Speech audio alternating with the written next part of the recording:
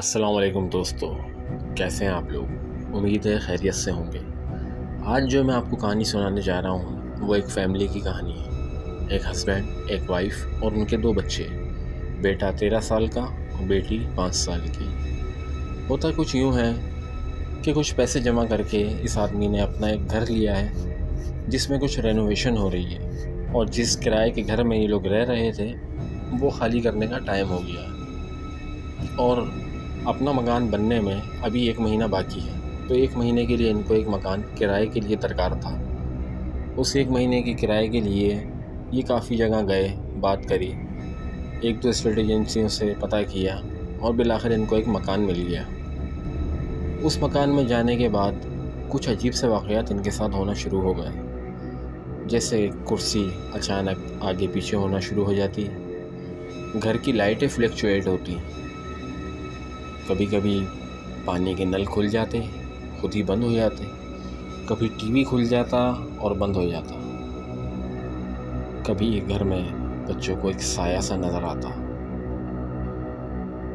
آتا ہے جاتا ہے، کچھ ایک عجیب سا سایہ، کچھ بچوں کے ہنسنے کی آوازیں آتی، کبھی کبھی دیواروں کے اوپر پاؤں کے نشان بنے ہوتے، خون کے بنے ہوئے، جیسے کوئی دیوار کے اوپر چڑھتا ہوا اوپر گیا ہو۔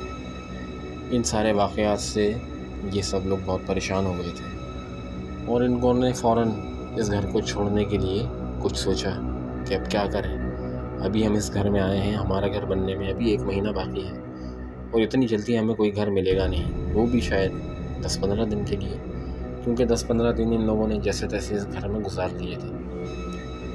ہوتا کچھ یوں ہے کہ بقرعید کے دن قریب تھے، ان کے والد صاحب بکرا لے آئے تھے، بہت ہی پیارا صحت مند بکرا۔ پورا دن اس کے ساتھ بچوں نے کھیلا، باہر گھومے، رات کو لا کے اس کو گھر میں موجود درخت کے ساتھ باندھ دیا۔ درخت کے ساتھ باندھنے کے بعد جیسے ہی رات ہوئی، بکرے نے ایک عجیب طرح سے چیخنا شروع کر دیا۔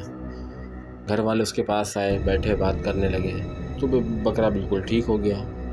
ان لوگوں کو لگا کہ شاید یہ گھر کا پلا ہوا بکرا ہے، اس لیے شور کر رہا ہے، اس لیے زیادہ توجہ نہیں دی اور اپنے گھر میں جا کے سو گئے۔ بکرا باہر صحن میں بندھا ہوا بری طرح چیختا رہا اور پھر اچانک اس کی چیخیں بند ہو گئی۔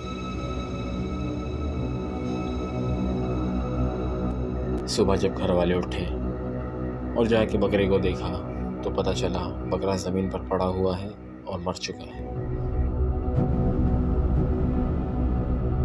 بکرے کی آنکھیں نیلی ہو چکی تھیں۔ گھر والے اس بات سے بہت زیادہ خوفزدہ ہوئے، سوچنے لگے کہ اب کیا کریں، کیسے اس گھر سے چھٹکارا ملے۔ 1-2 دن گزرنے کے بعد یہ لوگ ایک دن اپنے گھر میں نیچے کی طرف بیٹھے ہوئے تھے، انہیں ایسا لگا جیسے اوپر کے کمرے سے کوئی آدمی گانے گا رہا ہو، خوش ہو۔ اس کے بعد ایسا لگا جیسے وہ آدمی سیڑھیوں سے اتر کر نیچے کی طرف آ رہا ہے۔ یہ گھر والے بہت زیادہ خوفزدہ ہو گئے۔ اس کے والد بچوں کو اور اپنی بیوی کو لے کر ایک طرف سہم کر بیٹھ گئے۔ پھر ہمت کر کے اس آدمی نے قرآن شریف لیا اور دروازے کے پیچھے چھپ گیا۔ اس کی بیوی اور دونوں بچے اس کے پاس ہی چھپ کر بیٹھے ہوئے تھے۔ دیکھنے لگے اوپر سے ایک جلا ہوا کالا آدمی سیڑھیوں سے اتر کر نیچے آنے لگا۔ وہ آہستہ آہستہ نیچے آ رہا تھا۔ ان لوگوں کی جان نکل رہی تھی کہ اگر اس نے حملہ کر دیا تو کیا ہوگا۔